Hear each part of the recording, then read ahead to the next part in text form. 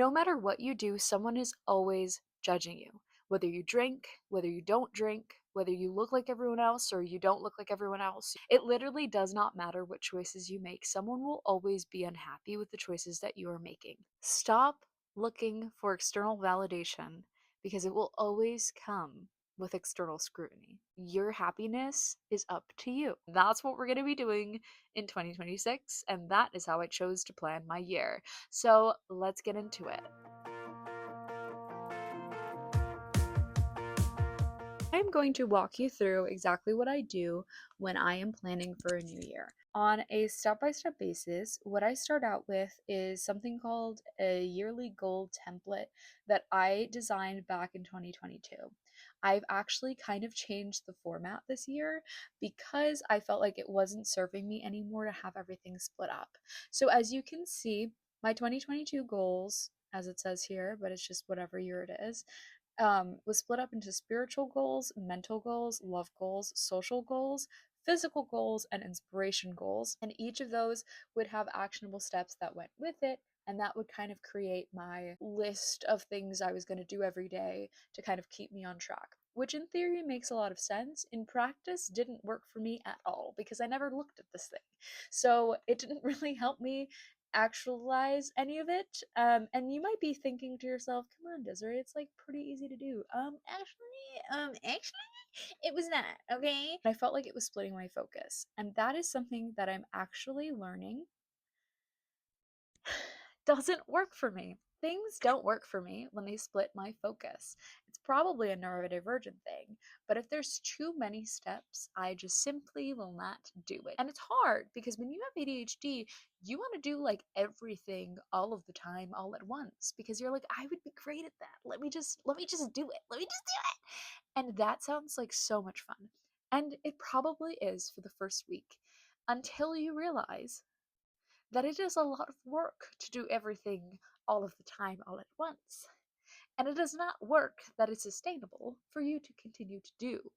So then you go, well, shit, what do I do now? And you look around and you just stop because it's too much. And then you don't pick it up for a few months. And I'm sorry if this read you to filth, but really, I'm reading myself because that is my reality. Mhm. Yes, it is. So I revamped the process this year, and something I always start out with in my goals is that I always start out with a yearly recap. I basically, through looking at photos on my phone, will just kind of try to go off memory of what happened during each month. Something I think I want to change for next year is that at the end of each month, I'd like to journal in my 2027 goals template and go month by month in the moment. That way I can really capture the essence of what that month felt like to me because sometimes you lose that if it takes a while. My big thing for 2026, A, is training, and B, is staying more present because I really want to honor the person that I am today in the present moment. I have a really hard time with staying in the present moment. I'm always thinking ahead or I'm always thinking about the past. And I think that in order for me to really develop as a human, I really need to start focusing more on my present moment and honoring who I am today. And so this will kind of be an effort to do that throughout this next year. We have the monthly recap from 2025, and I just reflected throughout my year and saw what I remembered from everything. And after that, I give thanks for all of the things that have happened for me, not to me. I really wanted to think about what it is that I want. So I made 13 wishes for this next year, and I got into a section that I call the goals. And basically just did like a little paragraph about what I kind of want from 2026. What does it look like for me? And I made it a mixture of like I am statements and I want statements. I wasn't too specific with like that wording. I just know what I want this year to look like for me. When I say I'm training this year, I mean that I am a songwriter, I'm a singer, I'm also an actress, and I know the requirements that careers like that have for people. It's a lot of physical requirements and it's a lot of training that's involved. Because it's a lot of training that's involved, I'm taking this next year to train, and that's gonna look like different things. I need to train vocally. Actually, I've got a list for you of what I'm gonna be working on this year. We'll save that. So after I made my little paragraph about what I want from this year, I created a statement of just what I feel like best represents the year that I'm going for. And the statement that I created was that I train to be prepared for the day that my path finds me, because I'm very big on that right now. I have control issues that I'm trying to let go of, and part of that is allowing my path to find me instead of me trying to figure out the how. All I need to know is what I'm doing right now. All I need to know is that I want to create. All I need to know is that I am creating.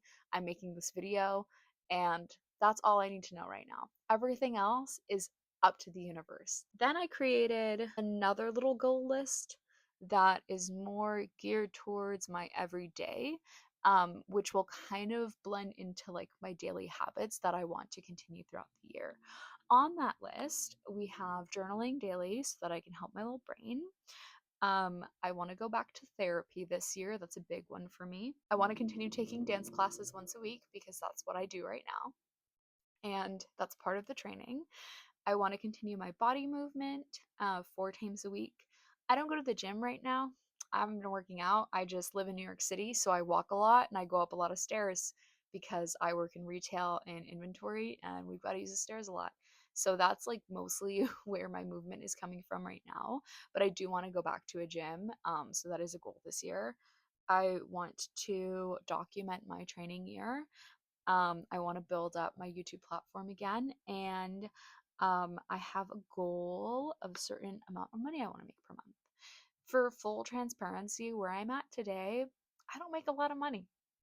I don't. I work retail part time, and I'm a student, and I am blessed to be able to have the apartment that I have because we've lived here since before I was born, and that's all I can say about it. That is my first portion of how I plan for my year. From that, I then take some of those wishes, some of those goals, some of those things that I want to do that I know I want to do this year, and I create a vision board. I create my vision boards on Canva, and I can show you what my vision board from last year looked like. I think that vision boards should actually be private, so I don't want to share it with the world. Well, I can show you last year's because obviously it's no longer last year. As you can see here on my vision board, I've got different things. I have this picture of me in a dance class because last year I had started taking a couple dance classes, but I wasn't really consistent with it yet. And so I really wanted to be more consistent with it. I have this picture of a microphone because I wanted to get back to performing. Again, I'm a singer, so a lot of my goals have to do with like what I want out of my career, which is to be like a full blown pop rock star. I don't really know what it's called yet because I don't feel like I fully have a genre yet. It'll probably be pop, but I don't know. And so a lot of this pertains to that. Some of this does pertain to my relationship. I really wanted to get comfortable with being uncomfortable. 2025 was crazy. I was in LA for 5 years and I just moved back to New York in February. I say just moved back like it wasn't almost a year ago. Back to New York, where I'm originally from, born and raised, Queens, whoop whoop. I knew that I had trauma responses when I came back to certain places in New York. And since this is where I grew up, this is where a large part of them happened. I was understanding that it was going to happen. There's no way to be prepared for something like that. So I did my level best. And when I got back here last year, I was super depressed. I didn't want to leave the house. I was cold. I didn't want to take the train. I missed my car. My dog had passed away last July. I missed my dog. I just really was having a moment. I had a very scary bout of derealization because my body and brain were having a hard time processing that I was back here. It just led to different mental health side effects, and that's just like that's life. Shit happens. So just to recap, I do my monthly recap and then I go into my wishes. I do my goals, I journal about what I want this year to look like. I find a good sentence, I find a good word, which is training for me this year. I take that list, things I want to do this year, places I want to go, and I create a vision board from that. Like I said, I use Canva. I do have Canva Pro because it's worth it for me, but you can also use it for free. It's not a requirement to pay for it. I take pictures from like my camera roll, and I take pictures from Pinterest, and I like hodgepodge them together in Canva. And I just really want it to just like give me the essence. Then what I do is I actually make two versions of my vision board. I make a version for my desktop on my computer, and I make a version for my phone. So I'd make two wallpapers, and I set both of my wallpapers to the vision board, and I leave it for the rest of the year. That is how I prepped for 2026. Amongst that, I have started other habits, like trying to get my nutrition under control and learning more about who I am as a person through trial and error and lots of failing. And my unexpected from this year was like falling back in love with theater and finding new ways to perform because I never wanted to gridlock myself as only a singer.